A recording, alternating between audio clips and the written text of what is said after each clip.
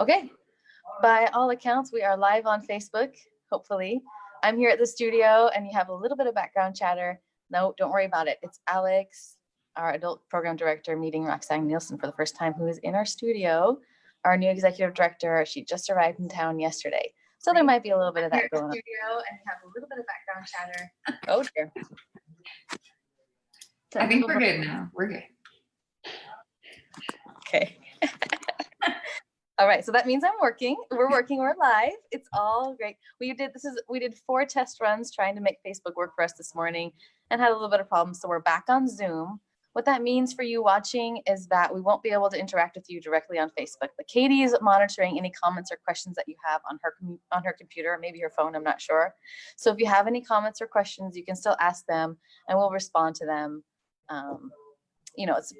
It's about, I think, maybe a 20-second lag, but we'll respond to them when we can. So if you're tuning in with right now, this is PBD Conversations, a weekly conversation with myself, Ann Eugenio, the Development and Communications Director, which means I do a lot of fundraising and making sure that everybody knows all the amazing things that PBD is doing. So speaking with our staff once a week and giving everyone a chance to ask them questions and hear from them is a way that we're going to make sure we're connected with you throughout the coming months. So Katie Mecham's our guest today. Katie is the artistic director at Pacific Ballroom Dance. Hello, Katie. Thank you for being here. Hi, Anne. Thanks for having me. Yeah, it's going to be so good. So you are artistic director. Tell us a little bit about what that means to the average person that might be tuning in and that doesn't know what an artistic director does.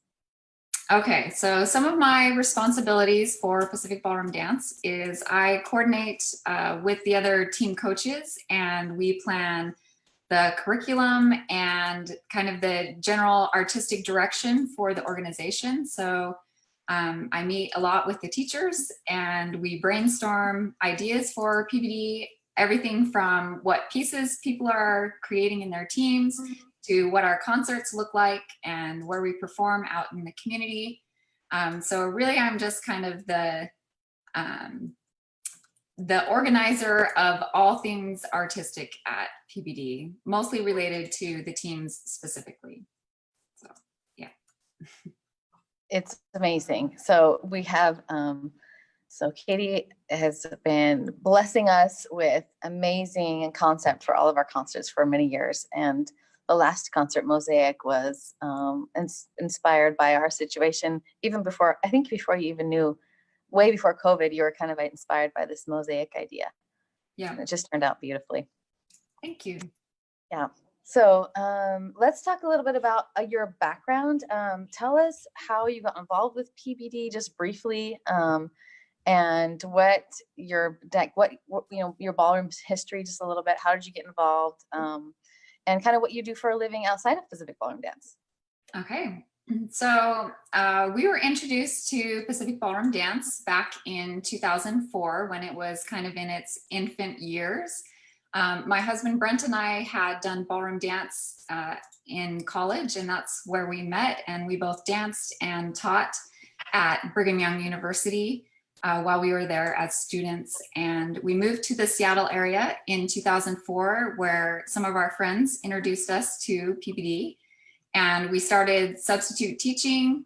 Back then it was kind of a community organization where kids just came once a week to learn social dancing, and we quickly were recruited into being full-time teachers, full-time volunteer teachers in the evenings, I should clarify. And so for many years, our involvement kind of grew to being coaches, and the organization grew at the same time. Both Brent and I have all along also had full-time jobs. Brent is an accountant by day, and I am a graphic designer by day. And in the evenings, we teach ballroom dance. And so we have been coaches and worn many hats in the organization throughout the years. Both of us have served on the board, and we both have management responsibilities on the management staff. So I do all the design, print design and web design for PBD.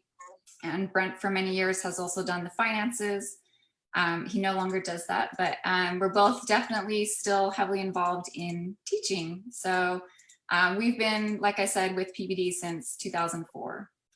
So, yeah. Yes. So the beautiful branding of PBD is gives the credit goes to Katie there. She does a wonderful job. So often it's said in our staff meetings and in our chat, like if you have something to produce, you create the content and then Katie makes it beautiful or makes it shine or makes it whatever it is. But she does really have a really beautiful stamp she puts on things for PBD. So it's amazing. Okay, so great. So good to hear all of that. You also have some kids that dance at PBD and they're stunning to watch as well. I love watching your kids dance. It's so good.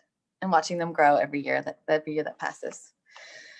All right, so let's talk a little bit about what's going on at PBD, what we're headed on to next week. I'll just let you I'll just open the floor to you if you want to talk about auditions, about the challenges we're facing and what we're doing to prepare for those challenges and be safe at the studio. Just kind of open that up for however you want to address that and talk about it. And maybe we'll have some questions pop up on Facebook. Okay, so currently the studio is closed to classes and teams during July. That's normal. Every year in July we shut down. But you can schedule private lessons with instructors throughout the rest of July. And then beginning next Monday, we will have our team auditions for the upcoming season. And so kind of during that whole first week of August, we'll have different rounds for students to come in and go through the process to audition for one of our premier teams.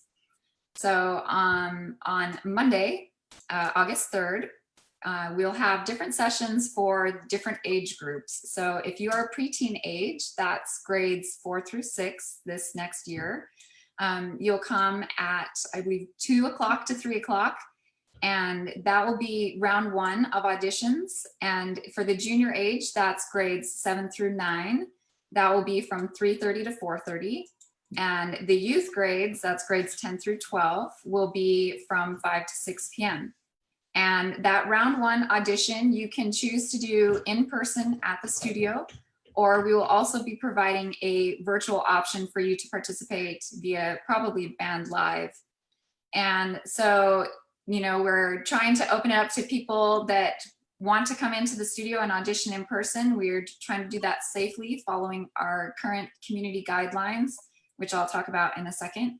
But you can also do all of the rounds virtually as well if you're not comfortable coming into the studio at this point. So we'd like to open up that experience to anyone in whatever comfort level they would like to participate at this point.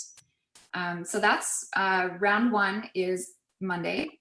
And what that's so if you look like. Oh, okay, go ahead. Yeah, what is it going to look like if you come into the studio? What's that experience going to be like for the kids? Yeah. So round 1 is traditionally our large group classes geared mostly towards brand new students to PBD to kind of see what a class and a team atmosphere might look like. This year, we're going to adjust it a little bit. And so what it will kind of look like when you get there, if you come in person, you'll check in outside. We'll have a tent set up where you can make sure all your registration information is correct. And then they will go through and ask you some screening questions, just the general health screening questions. They will also take your temperature. And throughout all the process of the in-studio dancing, etc., a mask will be required. So you'll come to the studio, check in, they'll ask you questions, take your temperature, and then you'll be assigned to one of our teachers to go to a small group class for that hour.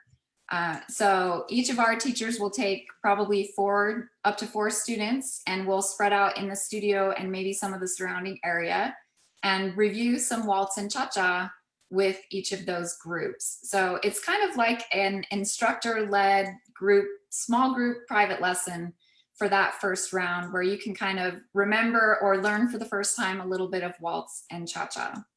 And if you're wanting to be considered for a show team, that's all that's required for the audition process.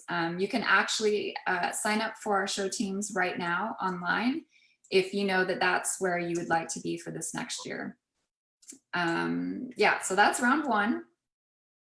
Yeah. So is round one going to be judged?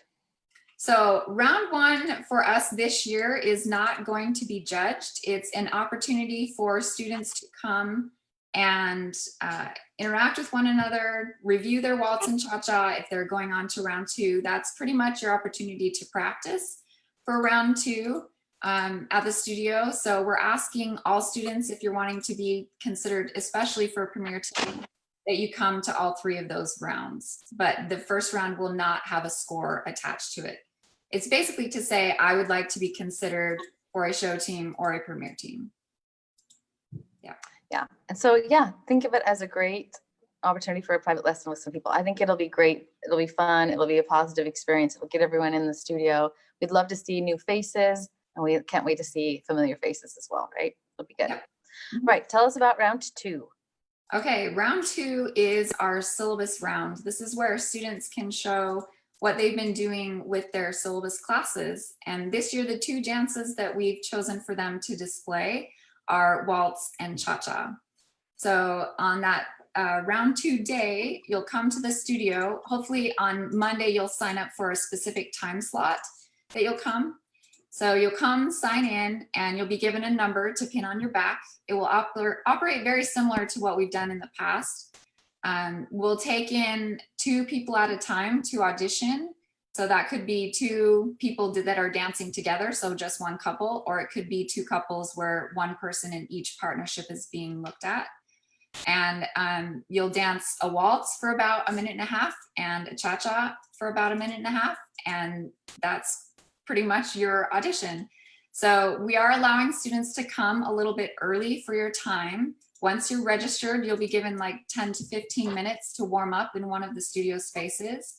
Then you'll enter into our back studio where the judges will be. You'll dance your waltz and your cha-cha, and then we'll actually have you exit through the back of the studio.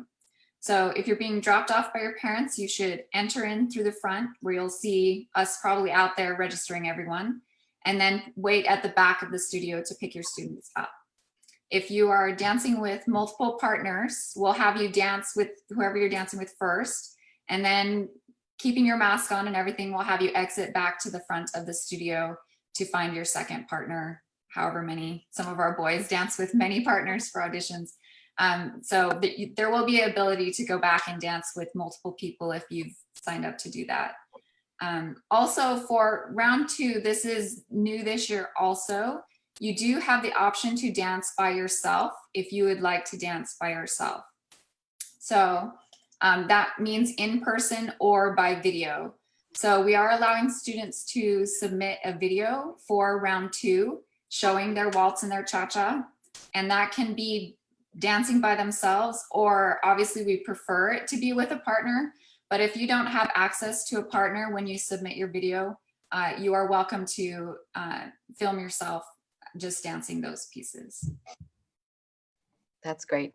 That's good to know. I think that's good. I'm sure there will be several people that'll really love to have that option available. It's good. So how about who will be in the room with them in this? Will there be people watching virtually, or is the panel going to be the same? Tell me a little bit about that. Right. Okay. So for our round two, what we do for judging is all of the coaches that are going to coach that age level for the upcoming season will be the judging panel, along with our academy director, which is Monique. So if it's a preteen syllabus round two, all the preteen coaches and myself as artistic director, I guess I should add that in, and Monique as academy director will be the judging panel. So that changes for preteen, junior, and youth. It's a little bit different makeup of judges. And what that looks like when you walk in for round two, when you go into that back studio, we'll each kind of be sitting probably around the room. Normally we'd all be sitting at one table, but I think we'll be spread out kind of around the edges of the room to allow some more social distancing space. And you'll come in, we'll welcome you, make sure all of our technical things are working correctly, and you'll dance your waltz for 1.5 minutes. Each of us will give you a score, and we'll also capture a comment from each of the judges for each of the dances, which we will then give back to you those comments after the audition process. So you'll not only go through the audition process, but you'll also receive some judges' feedback so that it can be a bit of a learning process as well for your dancing going forward. So that's round 2, and round 3 looks a little bit different, but we can go there in a second when you're ready. So yeah, let's see. I wonder, has anyone had any comments or questions on Facebook? It's a little harder with. Not that I see so far. So Okay, right. I think we're probably covering it thoroughly, but you never know. yes. Yeah. So let's talk about round 3. Okay. So round 2 ends, and there's a different round 2 for each of the grade levels. Junior and preteen is on Tuesday, August 4th. And then the youth one is on Thursday, August 6th. So those age ranges are on different days. So be sure to watch for the right one. So then that evening, on whichever night you audition, we will post a callback list for our 3rd round. So if we would like to see you again and dancing in a little bit different setting, you'll be called back to a 3rd round. And that's only for the junior age level and the youth age level. The preteens, it only goes to until round 2. So on that callback list, there'll be some instructions of what you need to be prepared for. For both of them, it's the next day. So the round 3 callback for juniors is Wednesday, and the round 3 callback for youth is on Friday. So it'll be the day directly following your syllabus round. So they'll have instructions of when you need to show up, what you should be wearing. And also, I believe both of them will be sharing a video of a short snippet of choreography that we'd like you to study and learn for that following day. So oftentimes during the year, pretty much almost every year we have used this. We ask students to learn choreography from videos. And so it's a very quick turnaround time, and we're well aware that 12 hours to learn a little snippet of choreography is not very long, but that's kind of the point. So we just kind of want you to be familiar with the choreography. When you come to round 3, you'll review that choreography with the coaches, and they'll also probably either add on to that dance's choreography or do another snippet of in-person choreography for a different dance. So it will operate very similar to the way that we've done round 3 in the past, where it's very much choreography and performance assessment. And so as far as how we're modifying it this year, we will be breaking it into 2 groups to kind of limit the size of our groups that we're working with. So you'll be called back to either work in group 1 or group 2, and there's not really any designation between those except that we're just splitting the group in half. So it doesn't really matter if you're in group A or group B. We just can only look at about half the number of people capacity-wise that we normally do. So those groups will be like 15 people instead of 30. So that means that the round 3 callback times will also be shorter. So you won't be asked to come back for the entire time. It'll only be a portion of time. And if you choose to do round 3 virtually, that will be a separate time as well. So we're not going to be assessing in person and virtual at the same time. We're probably going to do 2 groups of in-person assessment round 3, and then a virtual assessment for those that are choosing to do it virtually. That also applies for the round 2. If you choose to do that virtually, which is a video submission, we will do all of the live in-person auditions first, and then the judges will come together and review the videos that have been submitted. So they kind of operate in a different timeline, if that makes sense. It's a lot of information. There's a lot of information. People are wanting to hear it. It's really important. It helps all of our kids feel more prepared and ready to come in if they really understand what's happening. So how does social distancing work within in round 3? Are we gonna, are there modifications because of that, and what are they? Yes. So what that will look like, again, when you come into the studio, you'll go through the health screening, the temperature checks. There has to be a mask used pretty much the entire time. So I can tell you right now, we're probably not going to be running 20 miles or dancing quick step for 10 minutes straight. We're very cognizant that it's difficult to dance and breathe with a mask on when your body is moving at a high pace. So we will take that into consideration in what we're asking you to do. But if I can give you counsel right now, it would be to practice dancing with a mask on, even for a minute. We just hiked on Rainier this last weekend with masks on. And I can tell you that getting your body up and working like that and trying to breathe with the mask takes practice. So I would practice doing that right now, just so that you're prepared for what that feels like with less air. But like I said, we'll keep it pretty low key as far as what we're asking you to do, so that you don't feel too stressed on your breathing system. So that's one modification, is the masks. Also, we are in round 3 specifically, we will use the entire old studio space and spread out so that there's plenty of space between people. We are going to try to do the bulk of the audition so that you can learn choreography and practice on your own individually. There will be times where, if you are comfortable, you'll be asked to take dance frame and work with a partner, but it will be very limited interaction with partners and with limited partnerships. So you might be asked to dance with one person or 2 people that you switch in and out with, but it will be on a very limited basis to try to just limit the exposure amongst the entire group. So that's kind of have partners, but you won't partner with every single exactly. So in past years, we would rotate partners a ton, and you would dance with probably everybody in the space.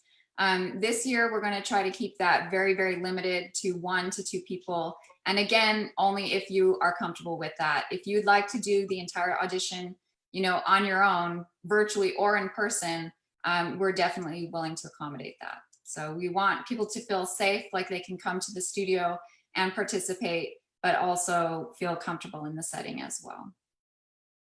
It's good. These are crazy times, but we have, and I know I've been a part of some of the conversations, but the artistic staff in particular has, and MJ, and we've all been working on this problem.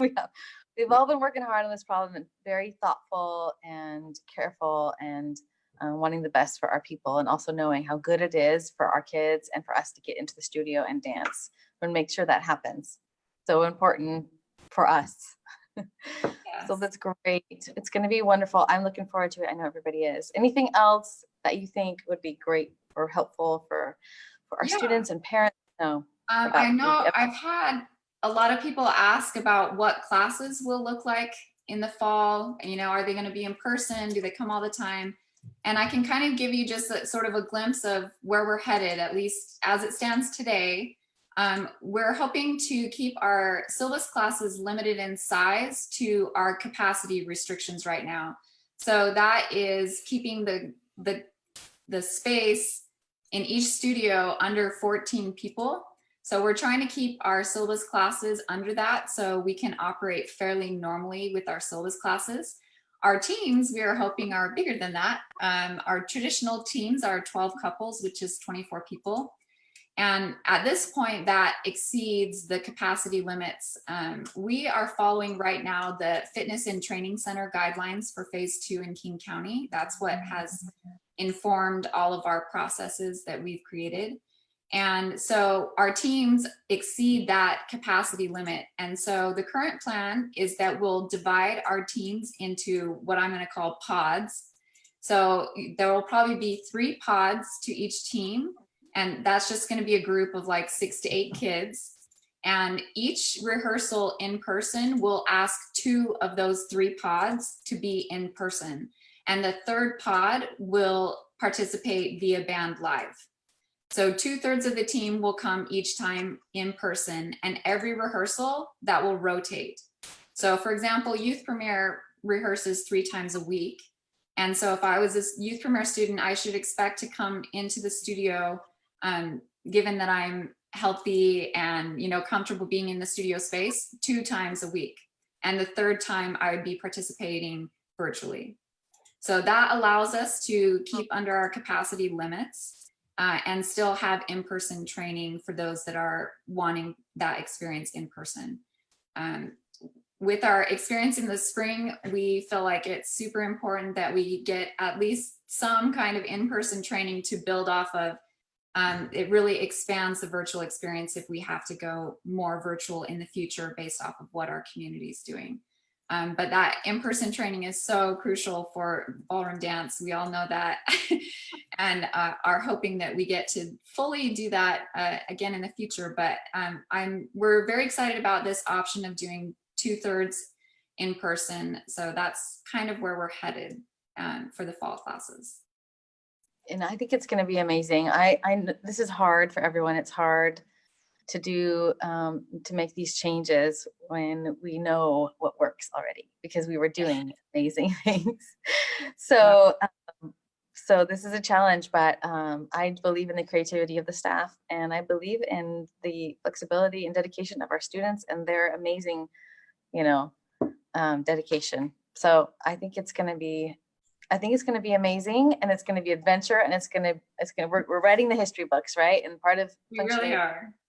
Yes, and as we've kind of gone through all this the last few months, I try to counsel the staff to see this as an opportunity for growth and change, and especially for innovation. Sometimes when we do the same things over and over again for years and years and years, we don't grow as an organization because we're not, risking or trying new things. And this really is an opportunity for us to look at why we do what we do, what works, what doesn't work, and how we can adapt to our current situation. And I think that makes us really live as an organization. It gives us the ability to grow and to change and to what our students need and what our families need. And so it can feel limiting, but really it is an opportunity for growth and for change. And I think ballroom dance is not going away anytime soon. I think it is a perfect vehicle to teach about relationships and connections, and even more than ever, that's something that we need now. So absolutely, we really do. We really do, and we're going to be here. And I've been amazed and encouraged and invigorated with my life being part of PBD, because our vibrancy is not fading. We're just shining brighter. And many organizations are struggling, including ours, because just if you want to count adapting as a struggle, then yes. Absolutely. But yeah, we just still are full of life and creativity and energy, and our staff and our students too. So it's good. Yeah. Well, it's been so good. I don't know if any questions have popped up, but we can answer them.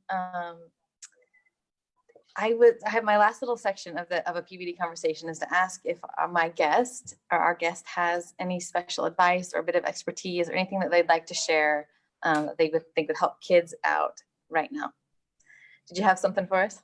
Yeah, so one of the pieces that we put together for our spring show this year was called Dare You to Move. And that was a piece that really spoke to me personally as I was searching for music to do. And it's all about handling what happens in your life, not through holding still and kind of retreating to this still place, but to get up and to move. And really that's how we're able to process things, especially as dancers.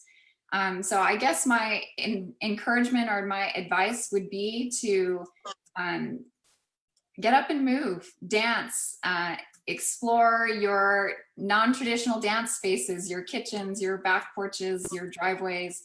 Don't let dance fade away in this, current setting. It's actually the perfect opportunity to keep moving and keep expressing, even if we have to do it, in different spaces and with different people than we traditionally do. It's still a great opportunity to express and to process what's going on around us. So keep moving. Yeah, I agree. I think that art, and if we can stay connected to art and art forms in all its varieties, it will help save us as human beings. Our experience of the world is an emotional experience, and there's no way to go around that. And so we need to process and experience our emotions to the fullest, deepest level, and art provides a safe way to do that. And dance of course, is my personal favorite. Yeah. So yes. All right, well, that's it. I think Katie's available. You can email her. She is fantastic. We'll be here next week for auditions. And I believe next week, I think I'm talking with Rainey. Rainey is our STARS program director, and she is amazing. And she has some really cool stuff coming up for the STARS in August. The STARS are our kids age 3 to 3rd grade. Yep. So we're going to hear from her. It's going to be great. Thanks so much, Katie. It's been great. Absolutely. Okay. And don't forget to pre-register for auditions. That'll help us plan out the time frame so everyone has enough time and space to audition.